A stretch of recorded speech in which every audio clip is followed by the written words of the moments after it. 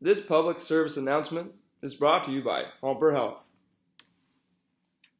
Tristan is a middle-aged man who's worked factory life, running an assembly line his whole life. The occupation has had an effect on his health. He has high blood pressure, high cholesterol, and smokes like a chimney. These are a risky combination. Tristan, why don't you tell us some of the symptoms you've been experiencing? Well, I've been having some chest and back pain. It's also hard to swallow, and my throat feels pretty hoarse. Yeah? You're sounding pretty wheezy there, my friend. Gee Louise. Using an ultrasound, MRI, or CT scan, we'll be able to rule out certain problems and hone in on what's actually wrong with you. So, Tristan, we figured that you have a thoracic aneurysm. What is it? Don't worry, we caught it early. What it is it's a ballooning projection on the wall of your blood vessel, specifically your aorta. There are different types like this one: brain aneurysms, mycotic, which is from bacteria or fungus, and arthrosclerotic, which is because of the fat buildup. It's only harmful when it gets too large and the artery ruptures. But because we caught it, we're going to monitor it closely. Do you know what could have caused it?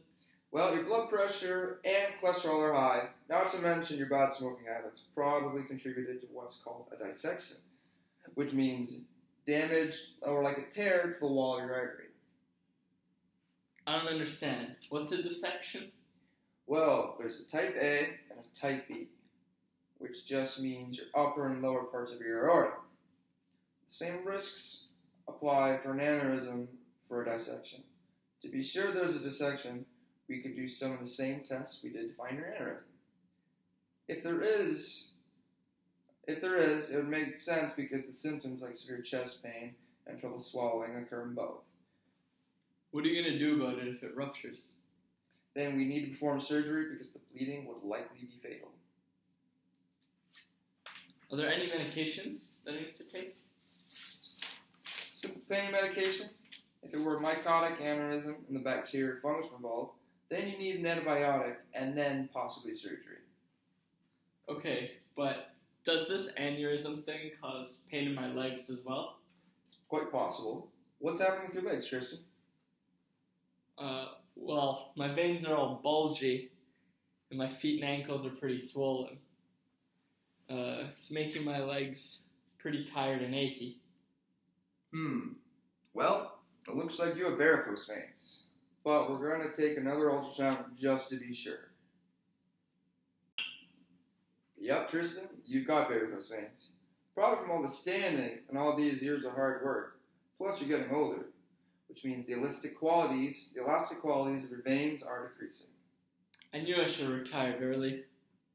What are varicose veins anyways?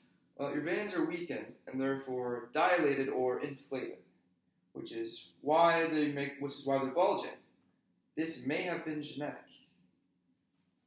Yeah, I think my dad had them. Do you know anything that'll help it? You need to keep off your feet as much as possible.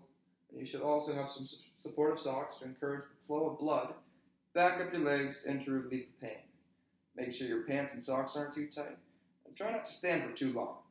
If it gets any worse, we may have to do a vein stripping surgery or introduce scarring agents in order to redirect blood to the other vessels in your legs that are working properly. What's vein stripping and scarring agents? Well, vein stripping is a certain surgery performed involving a wire that goes through the veins and pulls them out. And a scarring agent is a chemical injected into the veins. It makes them shrink, eventually forming a scar, and that tissue is reabsorbed into your body. You need to make some lifestyle changes too, my friend. Quit smoking, retire, put your feet up, and chillax. Thanks, man. You're very welcome, Tristan.